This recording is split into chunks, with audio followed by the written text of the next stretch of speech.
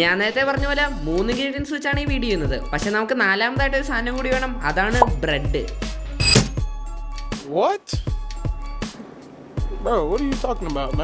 അതെ, നമ്മൾ ഈ പിസ്സ ഉണ്ടാക്കുന്നത് ബ്രെഡ് വെച്ചാണ്.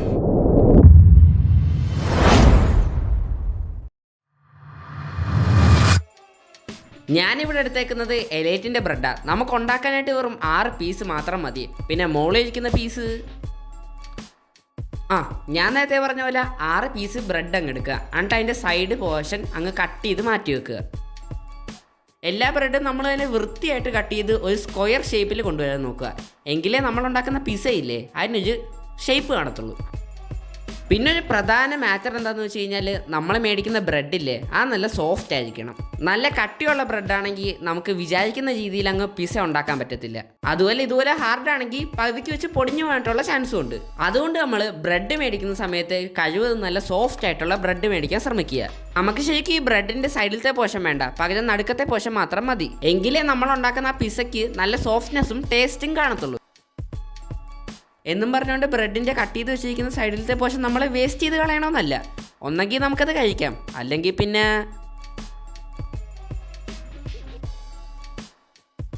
ഞാൻ വീഡിയോയുടെ തുടക്കം പറഞ്ഞ പോലെ ഈ സാധനം ഉണ്ടാക്കാനായിട്ട് വെറും 3 ഇൻഗ്രീഡിയൻറ്റ് മാത്രം മതി. പിന്നെ അതല്ലാതെ ഒരു സാധനം കൂടി വേണം, അതാണ് കോഴി. ഇനിയിപ്പോൾ നമ്മുടെ അടുത്ത പരിപാടി ചിക്കൻ എടുത്ത് പീസായിട്ട് അരിയുക എന്നുള്ളതാണ്. പിന്നെ നിങ്ങൾ ചിക്കൻ എടുക്കുമ്പോഴേക്കും എല്ലില്ലാത്ത പീസ് എടുക്കാൻ നോക്കുക. അതായത് ബ്രസ്റ്റ് പീസ് എടുത്ത് അരിയാന്നാണ് ഞാൻ ഉദ്ദേശിച്ചത്. കാരണം നമ്മൾ അരിയുന്ന ഈ ചിക്കൻ പീസിനകത്ത് എല്ലുണ്ടെങ്കിൽ പിസ്സ കഴിച്ചുകൊണ്ടിരിക്കുമ്പോൾ എല്ലൊരു സർപ്രൈസായിട്ട് കയറി വന്ന് പിസ്സ കഴിക്കുന്ന സുഖം അങ്ങോട്ട് പോകും. അതുകൊണ്ടാണ് ചിക്കൻ എടുക്കുമ്പോഴേക്കും ബോൺലെസ് ആയിട്ടുള്ള ചിക്കൻ എടുത്ത് വെച്ച് അരിയണമെന്ന് പറയുന്നത്. ഇൻ കേസ് ഇപ്പോൾ നിങ്ങൾക്ക് ചിക്കൻ അരിയുന്ന സമയത്ത് ഒരു എല്ല് കിട്ടിയെന്ന് വിചാരിച്ചോ, അത് നിങ്ങൾക്ക് അപ്പം തന്നെ മാറ്റാം. വേണമെങ്കിൽ ഇപ്പോൾ നമുക്ക് വലിയ ചിക്കൻ്റെ പീസിനകത്തോട്ട് ഈ മസാലയെല്ലാം പുരട്ടിയിട്ട് വറുത്തിട്ട് നേരിയെടുത്ത് കട്ട് ചെയ്യാം. പക്ഷേ നമ്മൾ അങ്ങനെ ചെയ്യുവാണെങ്കിൽ നമ്മൾ പിസ്സയ്ക്കകത്തിടുന്ന ചിക്കൻ ഒരു ടേസ്റ്റ് കാണത്തില്ല. അതുകൊണ്ടാണ് നമ്മൾ ആദ്യം തന്നെ ചെറിയ പീസായിട്ട് അരിഞ്ഞിട്ട് പിന്നെ നമ്മൾ ചിക്കനകത്തോട്ട് വേണ്ട മസാലപ്പൊടിയിലായിട്ട് നല്ലോണം ഒന്ന് മിക്സ് ചെയ്ത് വറുത്തെടുക്കുന്നത്. എന്നാലേ നമ്മളുണ്ടാക്കുന്ന പിസ്സ കഴിക്കാൻ നല്ല ടേസ്റ്റ് കാണത്തുള്ളൂ. നമ്മൾ ഈ ചിക്കൻ ചെറുതായിട്ട് അരിയുവാണെങ്കിൽ പിസ്സയുടെ എല്ലാ പോർഷനിലും ചെന്ന് ചിക്കൻ കവറായിട്ടിരിക്കും. നമ്മൾ ഈ പിസ്സയിലിടുന്ന ചിക്കൻ ചെറുതായിട്ട് കട്ട് ചെയ്യാനായിട്ട് വലിയ സംഭവമൊന്നുമില്ല. ഫസ്റ്റ് നമ്മൾ ചിക്കൻ എടുത്ത് ഹൊറിസോണ്ടൽ കട്ട് ചെയ്യുക, പിന്നെ ആ നേരെ എടുത്ത് വെർട്ടിക്കലായിട്ട് കട്ട് ചെയ്യുക, പിന്നെ പതിയെ ചെറിയ പീസാക്കുക. പിന്നെ നമ്മൾ ചിക്കൻ അരിയുമ്പോഴേക്കും നല്ല മൂർച്ചയുള്ള പിച്ചാത്തി കൊണ്ട് തന്നെ അരിയാൻ നോക്കുക. അല്ലാതെ കളയാൻ വെച്ചിരിക്കുന്ന പിച്ചാത്തി കൊണ്ട് അരിയല്. അങ്ങനെ അരിയുവാണെങ്കിൽ ചിക്കൻ കട്ടാവത്തില്ല, പകരം ചതഞ്ഞ് കിടക്കത്തേ ഉള്ളൂ. നല്ല രീതിയിൽ ചിക്കൻ കട്ടായെങ്കിൽ മാത്രമേ നമുക്ക് പിസ്സ എൻജോയ് ചെയ്ത് കഴിക്കാൻ പറ്റത്തുള്ളൂ. പിന്നെ എന്തുകൊണ്ടാണ് നമ്മൾ ചിക്കൻ ചെറുതായിട്ട് അരിയണമെന്ന് പറയുന്നതെന്ന് വെച്ച് കഴിഞ്ഞാൽ, നമ്മളുണ്ടാക്കുന്നത് പിസ്സയാണ്, അല്ലാതെ ചിക്കൻ ബിരിയാണി അല്ല. അതുകൊണ്ട് ചിക്കൻ എത്രത്തോളം ചെറുതായിട്ട് കട്ട് ചെയ്യാൻ പറ്റുമോ അത്രയും ചെറുതായിട്ട് കട്ട് ചെയ്യുക. പിന്നെ നമ്മൾ എടുത്തേക്കുന്നത് ബോൺലെസ് ചിക്കൻ ആയതുകൊണ്ട് എല്ലൊന്നും അധികം കാണത്തില്ല. അതുകൊണ്ട് അരിയാൻ നല്ല എളുപ്പമായിരിക്കും. അതുമല്ല, നിങ്ങൾ ചിക്കൻ അരിയുന്ന സമയത്ത് എന്തെങ്കിലും എല്ല് വല്ലതും കിട്ടുവാണെങ്കിൽ നേരെ എടുത്തങ്ങ് മാറ്റിയേക്കണം. ഇല്ലെങ്കിൽ നമ്മൾ ചിക്കൻ കഴിക്കുന്ന സമയത്ത് ആ കഴിക്കുന്ന സുഖം അങ്ങ് പോകും. പിന്നെ നമ്മൾ ചിക്കൻ കട്ട് ചെയ്യാൻ എടുക്കത്തില്ലേ, അതിനു മുമ്പേ ചിക്കൻ നല്ലോണം കഴുകിയിട്ട് വേണം എടുക്കാൻ. അതുമാത്രമല്ല, നമ്മൾ ഫ്രീസറിൽ നിന്ന് ഡയറക്റ്റ് എടുത്ത ചിക്കൻ കട്ട് ചെയ്യാൻ നല്ല പാടായിരിക്കും.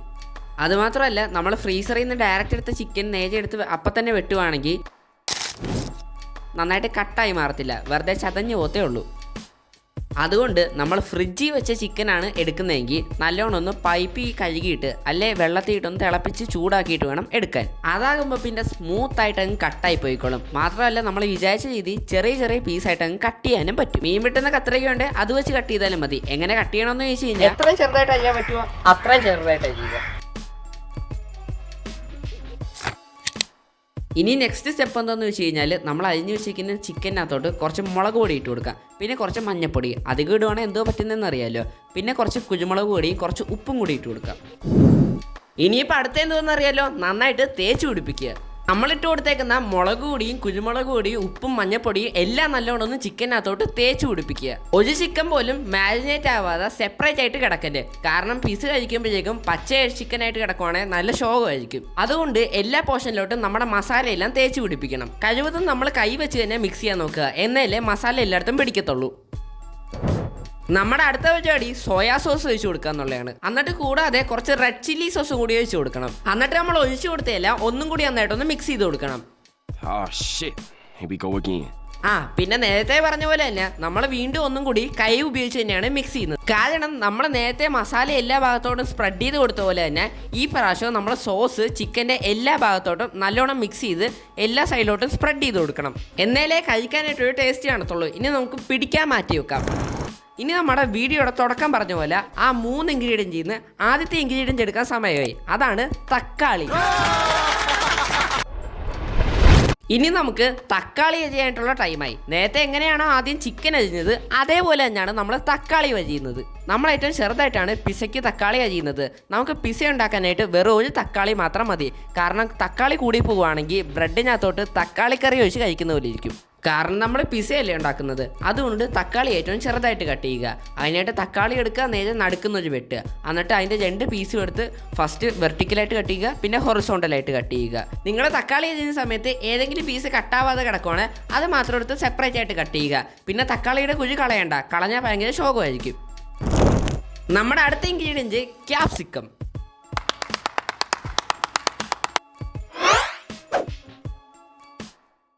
ഇനി അടുത്തതായിട്ട് നമുക്ക് ക്യാപ്സിക്കം കട്ട് ചെയ്യാം. ക്യാപ്സിക്കം കട്ട് ചെയ്യാനായിട്ട് നേരെ ക്യാപ്സിക്കം എടുത്ത് നടുക്കുന്ന വെട്ടി അതിൻ്റെ കുഴി എടുത്ത് കളയുന്നതായിരിക്കും നല്ലത്. എന്നിട്ട് പിന്നെ ക്യാപ്സിക്കം എടുത്ത് നേരെ ഇതുപോലെ ചെറിയ ചെറിയ പീസായിട്ട് കട്ട് ചെയ്ത് മാറ്റി വെക്കുന്നതായിരിക്കും നല്ലത്. മാക്സിമം നമ്മൾ ചെറുതായിട്ട് കട്ട് ചെയ്യാൻ നോക്കുക. എന്നിട്ട് ഇതേപോലെ ചെറിയ പീസായിട്ട് കുനുകുനാന്ന് കഴിഞ്ഞ് മാറ്റി വെക്കുക. പിന്നെ ക്യാപ്സിക്കം നമ്മുടെ ഒരു മെയിൻ പാർട്ടാണ് പിസയിലെ. ക്യാപ്സിക്കം ഉണ്ടെങ്കിൽ പിസ കഴിക്കാനായിട്ടൊരു സുഖമുള്ളൂ. നമ്മുടെ ഈ പച്ചക്കളറിൽ ഇരിക്കുന്ന ക്യാപ്സിക്കം തന്നെ വേണമെന്നൊരു നിർബന്ധമില്ല. വേണമെങ്കിൽ നമുക്ക് ചുമന്ന ക്യാപ്സിക്കോ ഇടാവുന്നതാണ്. അതും ഇല്ലെങ്കിൽ നമുക്ക് മുളകിടാം. പക്ഷേ മുളകിടുവാണെങ്കിൽ ഇത്രയും ടേസ്റ്റ് കിട്ടത്തില്ല. പിന്നെ മുളകിടുമ്പോഴേക്കും കുറച്ച് വേണം ഇടാൻ, ഇല്ലെങ്കിൽ കഴിക്കാൻ ഭയങ്കര എരിവായിരിക്കും. ക്യാപ്സിക്കത്തിൻ്റെ പുറത്തെ ഭാഗത്തിന് ഭയങ്കര കട്ടിയാണ്, പക്ഷേ അകത്തെ ഭാഗം ഭയങ്കര സോഫ്റ്റാണ്. അതുകൊണ്ട് മലത്തിയിട്ടിട്ട് ഇതേപോലെ അകത്തെ ഭാഗം കട്ട് ചെയ്യുവാണെങ്കിൽ പെട്ടെന്ന് കട്ട് ചെയ്ത് കിട്ടും. നല്ല മൂർച്ചയുള്ള പിച്ചാത്തിയുള്ളവർക്ക് കുഴപ്പമില്ല. നമ്മൾ പിസയിൽ ക്യാപ്സിക്കം ഇടുന്ന സമയത്ത് ശ്രദ്ധിക്കേണ്ട ഒരു കാര്യമുണ്ട്. നമ്മൾ പിസയിൽ ക്യാപ്സിക്കം വലിച്ചു വാരി ഓവറായിട്ടങ്ങ് ഇടല്ലേ, ഒരു മീഡിയം ലെവലിലേ ഇടാവുള്ളൂ. അഥവാ നമ്മളിനി എത്രത്തോളം ക്യാപ്സിക്കം ഇടുന്നോ അതിനനുസരിച്ച് തക്കാളി ഇടണം. നമ്മൾ ക്യാപ്സിക്കം കഴിഞ്ഞിട്ട് ബാക്കി വന്നാൽ അതിൻ്റെ വെള്ള കളറിലെ സാധനവും കുഴുവും അങ്ങ് മാറ്റി വെക്കാം. ഇനി നമ്മുടെ ലാസ്റ്റ്, അതായത് അടുത്ത ഇൻഗ്രീഡിയൻ്റ് ആണ് സവാള.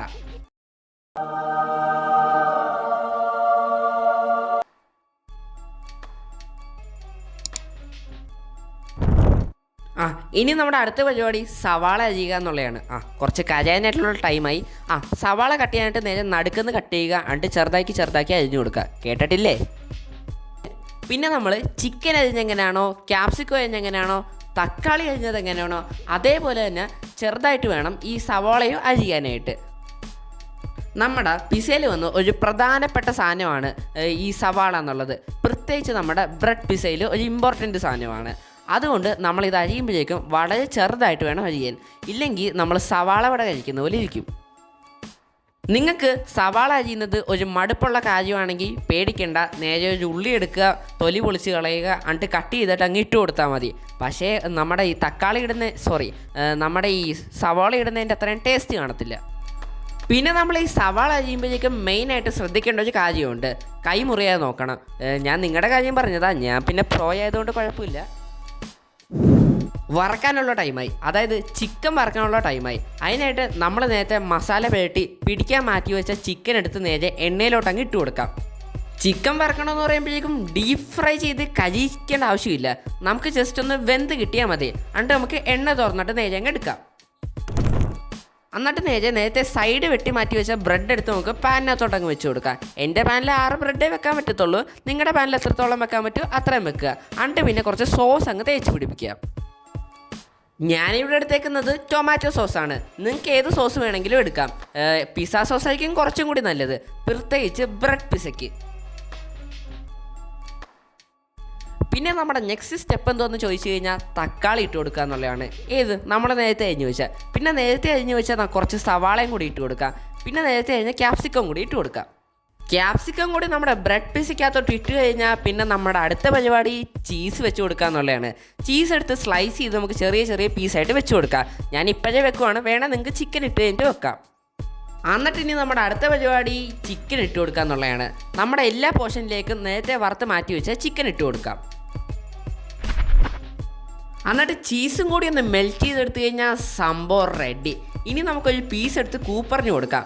നല്ലയാണോ ചീത്തയാണെന്ന് അപ്രൂവ് ചെയ്യാമല്ലോ. അവനെന്തായാലും കഴിക്കുന്നുണ്ട്. ആ, അപ്രൂവ്ഡ്. നേരത്തെ കൂപ്പർ കഴിച്ച് അപ്രൂവ് ചെയ്തല്ലോ, ഇനിയിപ്പോൾ ഞാനൊന്ന് കഴിച്ചു നോക്കട്ടെ ഈ സാധനം എങ്ങനെയുണ്ടെന്ന്.